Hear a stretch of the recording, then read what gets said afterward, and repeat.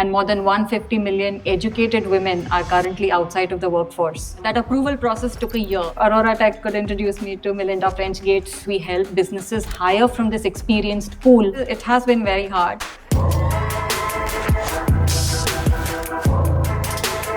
Well, I feel great.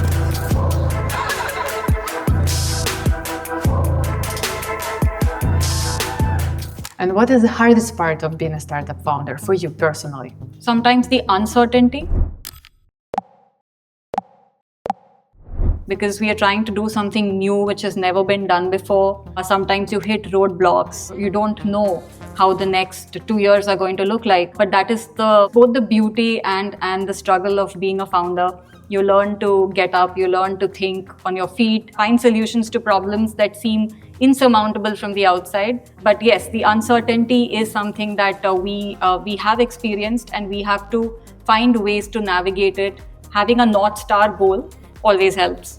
What about fears? Can you please tell me about this case and what helped you to work through it? It happened to us in the last couple of years. We had closed our pre-Series A funding. We had the lead investor on board, we had angels on board, but there was a regulatory approval that needed to be taken for our lead investor to be able to transfer funds to our startup, because we are headquartered in Singapore and the lead investor was in India. That approval process took a year, and that was something that we didn't know going in, that it's going to take that much time. It was again very uncertain because we didn't know at what point the approval would come. So that year was one where we had to really have nerves of steel, because we not only do we have to keep the business alive and thriving, we also have to keep all our stakeholders optimistic, including ourselves. And that was something that we really had to a little bit work through. But we did it because I think we understood that it is temporary. Businesses are built on the back of perseverance.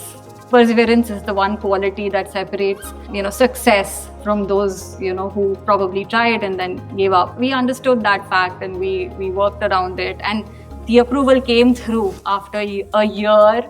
And we were ready, we were in a state of readiness. So we used that year to build everything that needed to be built to, hit go. And yes, we went ahead and we've used those funds very well in the last, 6 to 7 months. What helps you to keep moving forward? It has been very hard. We've had our ups and our downs. What keeps us going is knowing that we are building something that is useful, that is purposeful, that is solving problems not just for women, but also for small and growing businesses. And every success motivates us to go ahead. What is the mission of the startup? Our mission is to help the millions of women who are currently outside of the workforce find ways to participate in the paid workforce. And we want to enable that through the lever of flexibility by helping them access jobs that are flexible, part-time, remote, and project-based, which enables them to work on their own terms. And we do that in a way that's very business-forward, because we help businesses hire from this experienced pool through models that are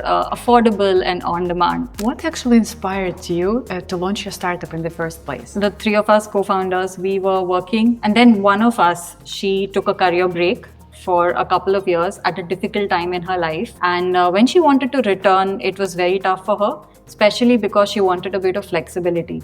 And we started looking at numbers, and we saw that it was a global problem, women's workforce participation. And more than 150 million educated women are currently outside of the workforce. The problem is especially acute in India. We thought we had to put our energies behind solving this problem. It's a big one. It keeps not just the individual out of the workforce and denied opportunities, but it also keeps such a vibrant part of the workforce outside of the economy. So we decided to then go all in and start FlexiBees. What surprised you the most about being a startup founder? Mental resilience is so important to found a startup. More than anything else, it's not about the work or not having the skills, because you can build skills, you can hire for skills, but having the mental resilience to stick to the job at hand, that's the most important aspect of doing something this hard. Please remember one time when you almost quit, and what helped you to go through it? It's never happened.